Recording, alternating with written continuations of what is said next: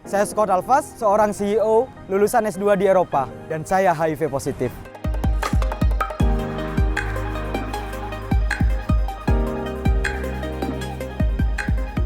Kalau gue nggak HIV positif, mungkin belum tentu gue bakal lanjut studi ke Belanda. Karena gue malas belajar gitu. Tapi justru motivasi terbesar gue karena gue HIV tadi.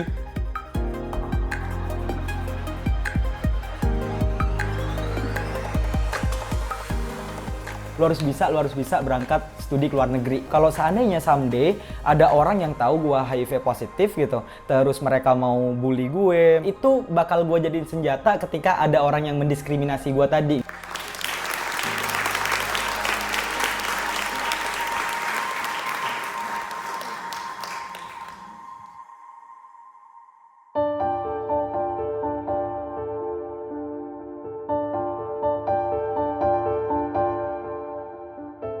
Gue emang mengakui kalau gue ngelakuin kegiatan beresiko, I did unsafe sex juga, terus pakai jarum suntik juga.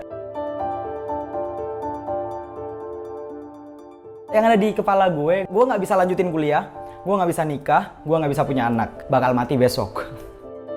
Jadi dari puskesmas gue balik ke kosan, udah nggak ada tujuan gitu. Beneran ngeblank aja di jalan dan apa gue tabrakin aja gitu. Ya mendingan gue matinya sekarang ketimbang nunggu-nunggu sampai AIDS gitu kan, udah sampai berjamur, udah sampai maaf nggak bisa gerak di kasur dan sebagainya kayak gitu, udah kurus tulang kulit gitu kan. Gue udah bayanginnya ke sana karena emang media yang gue tahu ngegambarinya kayak gitu loh.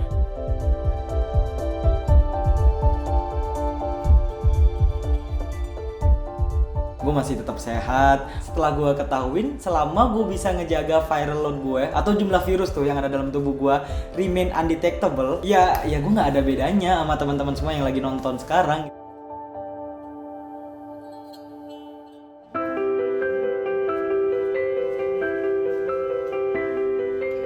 Bagi orang yang terinfeksi HIV, ada satu target pengobatan. Virusnya tidak terdeteksi lagi di dalam darah. Kita bilang itu undetectable, tidak dapat dideteksi oleh mesin atau alat pemeriksa. Orang-orang yang dengan HIV positif ketika dia dalam keadaan kondisi pengobatan yang baik terus kemudian undetectable, dia tidak bisa menularkan lagi ke pasangannya, ke bayinya kalau dia sedang hamil. Gue masih bisa kerja, gue masih bisa olahraga, bisa traveling, bisa nikah, nggak ada kekhawatiran lagi. Satu syaratnya, pengobatan dengan baik. Apa obatnya? Hanya antiretroviral atau ARV. Obat ini harus diminum secara teratur. Tidak boleh telat, tidak boleh bolong-bolong. Dan ini adalah beberapa ARV yang tadi diceritakan oleh Dr. Esti. Nah, ada yang diminum sekali sehari, misalnya yang ini. Dan ada juga yang 2 kali sehari kombinasi seperti itu. Semua obat ini disubsidi oleh pemerintah dalam arti Gratis. gratis.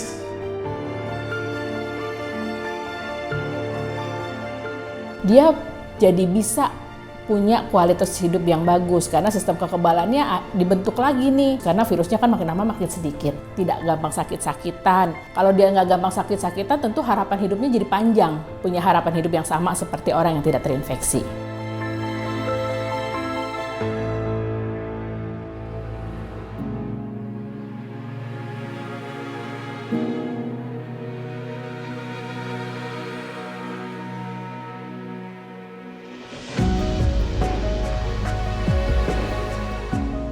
HIV selalu bilang sebagai platform digital yang merupakan ruang aman bagi teman-teman untuk ngobrolin nih isu kesehatan seksualnya mereka atau isu kesehatan mentalnya mereka. And action!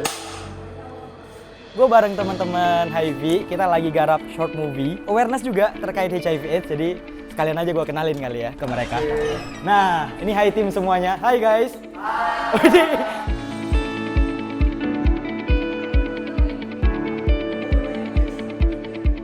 Karena gue pengen nunjukin ke Hi Team pribadi gitu, ke Hi Team sendiri, sama ke publik juga. Teman-teman positif sama negatif itu mereka bisa berinteraksi bareng-bareng in terms of di kerjaan, di sosial, dan sebagainya. Awalnya banget juga taunya kalau misalkan kita pegangan tangan atau saling berdekatan itu bakalan tertular. Ternyata enggak. Kak Scott selalu memberikan pemahaman-pemahaman mengenai itu.